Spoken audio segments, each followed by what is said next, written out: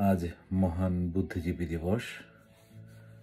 স্মরণ করছি সেই সকল দেশবরেণ্য বুদ্ধিজীবীদের যাদেরকে আমরা বিজয়ের খুব সন্নিকটে এসেও হারিয়ে ফেলেছিলাম। এই জন্যই পাকিস্তানি সেনাবাহিনীরা নিশ্চয়ই আমাদের ওইসব বুদ্ধিজীবীদের খবর জানতেন না, জানলেও খুব সীমিতই জানতেন। তাদের দেশি দোসররা খুঁজে বের করে তাদের হত্যার জন্য সহযোগিতা করেছিলেন। সত্যিকার অর্থে আমাদের এই ভীষণ ক্ষতি হয়তো আজও আমরা পুষিয়ে উঠতে পারিনি। তাই তো আজও মাথাচাড়া দিয়ে ওঠে আমাদের সামনে সেই শকুনের দল, যারা আজ পর্যন্ত তাদের অবস্থান ক্লিয়ার করতে পারেনি। আজ পর্যন্ত যারা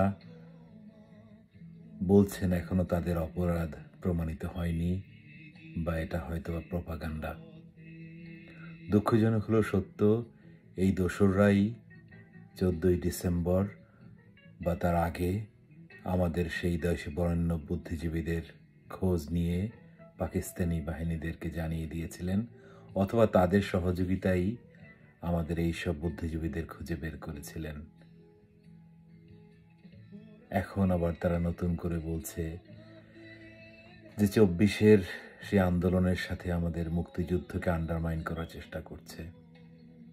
হত্যা, গণহত্যা প্রত্যেকটাই নিন্দনীয়, কিন্তু 24-এর গণহত্যার সাথে তুলনা করে 71-এর গণহত্যাকে কোনোভাবেই ছোট করার বিষয় নয়। তাই আপনারা যেমন আজকের এই গণহত্যাকে প্রাধান্য দিয়েছেন, আমি সে আগের গণহত্যাকে প্রাধান্য দিচ্ছি। আপনার এবং আমার মধ্যে পার্থক্য হচ্ছে এই যে আমি শেকড়ের সন্ধানে, আপনি শেকড়ের অগ্রভাগে। আশা করি আমার অবস্থানটি বুঝতে পেরেছেন। আমাদের সেই লক্ষ্য মুক্তিযোদ্ধা, সম্ভ্রম হারানো মায়েদের সম্ভ্রমের বিনিময়ে আমরা যে একটি দেশ পেয়েছিলাম, সত্যি এমন বিরল ইতিহাস পৃথিবীতে দ্বিতীয়টি নেই। তাই ভেবো না গো মা, তোমার ছেলেরা হারিয়ে গিয়েছে পথে নাও।